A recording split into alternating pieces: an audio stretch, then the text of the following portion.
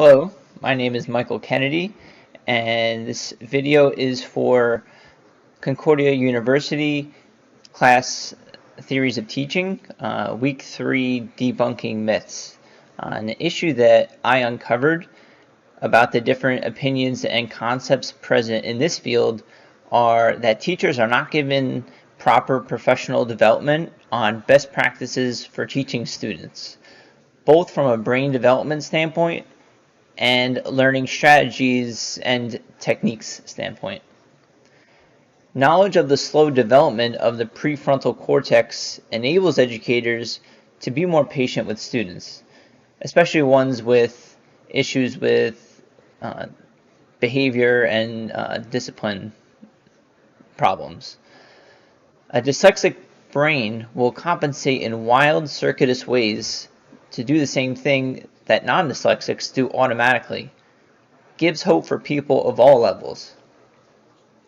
Students are not instructed about which techniques are effective or how to use them effectively during formal schooling. Part of the problem may be that teachers themselves are not told about the efficacy of various learning techniques. A problem may be that a premium is placed on technology, teaching students content and critical thinking skills, whereas less time is spent teaching students to develop effective techniques and strategies to guide learning. Students, as they get older, must be able to regulate their own learning. Students need guidance on how to use these techniques. Students may only be familiar with low utility learning techniques, such as highlighting or rereading. Low utility means a technique is not effective for certain variables. The utility assessments reflect how well the benefits of each learning technique generalize across the different categories of variables, looking at how many variables the technique received a positive or negative rating. Just because a learning technique has a low utility rating doesn't mean it should never be used. Rather, techniques with a moderate or high utility rating should be used more often. For instance, practice testing and distributed practice receive the highest utility, and for good reason. They benefit learners of different ages and abilities and have been shown to boost student performance. Practice testing, or as Carey calls it, pre-testing, allows students to make connections when the material is presented again. The term distributed practice effect refers to the finding that distributed learning over time benefits long-term retention more than does clumping together studying in close succession, better known as cramming. Distributed practice is what Carey calls spacing out, studying the same material at regular intervals, and it also includes the lag effect, spacing with longer lags between study sessions and spacing with shorter lags, which increases retention in students. According to Carey, people learn as much and retain it much longer when they distribute or space their study time than when they concentrate it. Teachers could implement a technique to help students learn, regardless of whether students are themselves aware that a particular technique is being used. Moderate utility learning techniques include elaborative interrogation, self-explanation, and interleaved practice. These techniques have just started to be implemented in educational settings, so the overall effectiveness of these techniques is not yet known, which is why they received a moderate utility rating in the Dunlosky study. There seems to be more research needed to be done in this area, but the article Improving Student Learning gives promising results. Interleaved practice is a technique I have never heard of or learned as a teacher, but in his book, How We Learn, Carey writes about interleaving as not just reviewing one thing, but discriminating between types of problems, moves, or concepts. It's preparing the brain for the unexpected.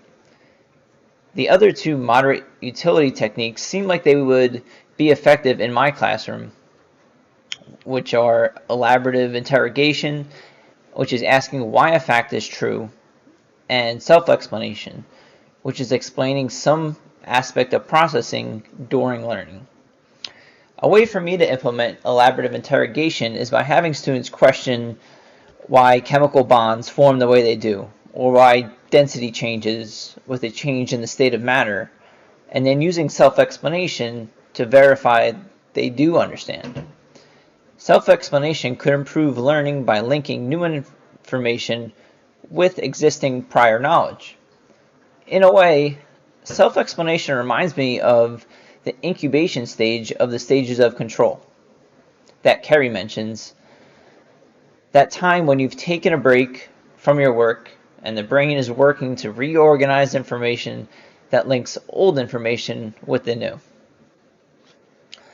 According to a study done by the Boston Consulting Group, sponsored by the Bill and Melinda Gates Foundation, only 29% of teachers are highly satisfied with current professional development offerings. Many teachers would like more training in using technology and digital technology tools, as well as differentiation strategies and implementing standards.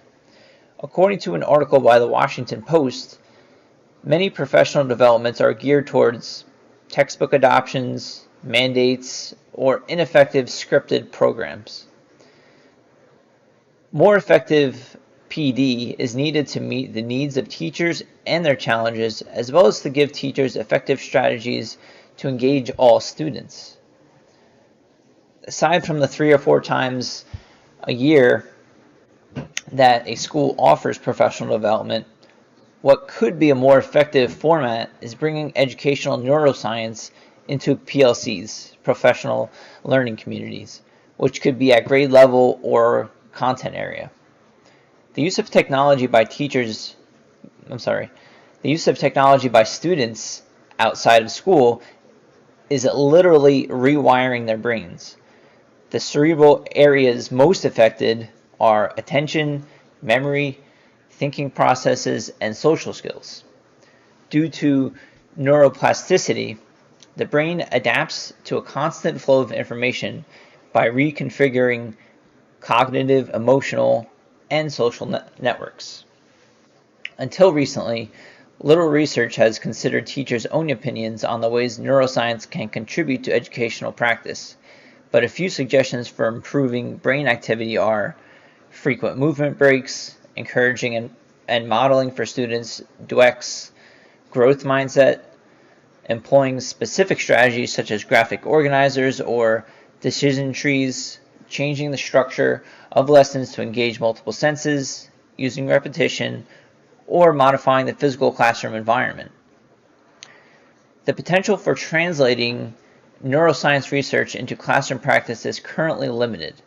Classroom teachers would greatly benefit from an increase in professional development centered around neuroscience and implementing learning strategies geared at increasing both storage strength and retrieval strength. Thank you for watching.